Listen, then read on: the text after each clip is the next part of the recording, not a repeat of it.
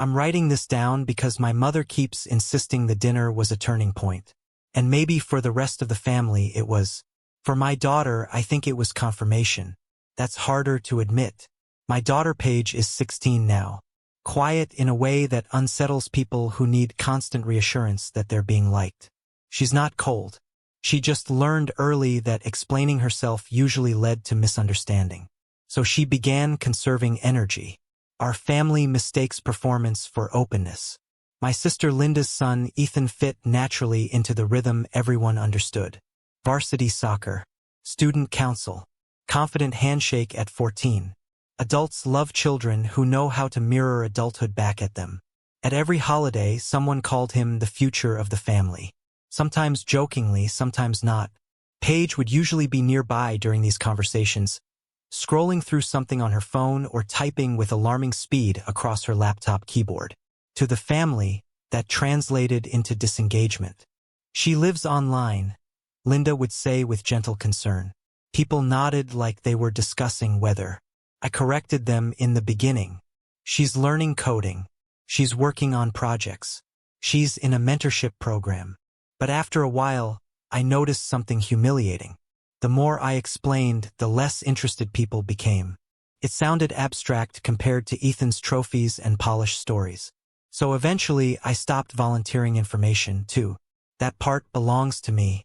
The dinner happened in February at my grandmother Ruth's house. She'd recently fallen twice, and suddenly everyone became sentimental about family gatherings. The evening followed familiar patterns. Ethan talked about college visits while my uncle slapped the table approvingly. Linda glowed carefully beside him, trying not to appear proud while clearly enjoying every second of it. Paige sat near the end of the table, eating quietly, answering only direct questions. I remember watching her that night and realizing how physically still she'd become at family events over the years, like someone waiting for weather to pass. Then Grandma Ruth looked at her. Not cruelly, honestly curious. So, Paige? She asked. What do you actually do online all day? A few people smiled automatically, not mocking exactly, expecting harmlessness. Paige looked up slowly from her plate. For one terrible second, I thought she might finally snap after years of accumulated dismissal. I almost wanted her to. Instead, she answered calmly. I work with a cybersecurity training group through State Tech. Silence. My father frowned. You mean classes? No, Paige said. Incident response simulations mostly. Linda gave a short laugh of confusion. For teenagers? Paige nodded once. We consult sometimes. The room shifted slightly then, though nobody fully understood yet. Grandma Ruth blinked at her. You get paid a stipend? She said it so flatly that nobody reacted properly at first. Then my brother-in-law Mark looked up sharply. Wait, he said. State Tech Sentinel program? Paige glanced over. Yeah. Everything changed in the room at that exact moment. Not emotionally, professionally. Mark worked in IT management for a hospital network. For the first time in years, an adult at that table recognized something Paige did without needing it translated. I know that program, he said immediately.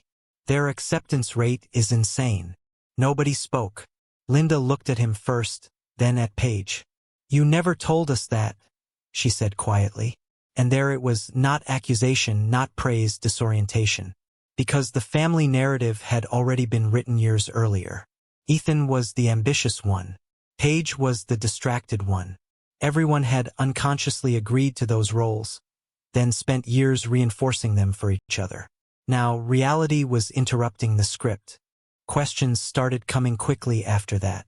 How long had she been doing this? What exactly did she work on? Who recruited her? Paige answered politely. But something in the atmosphere made me deeply uncomfortable. Not because they were finally interested, but because I could see they were recalculating her value in real time. Mark asked her about certifications. My father suddenly leaned forward while she spoke.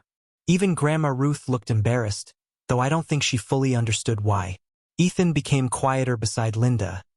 Not jealous, just displaced. And the strangest part was Paige herself.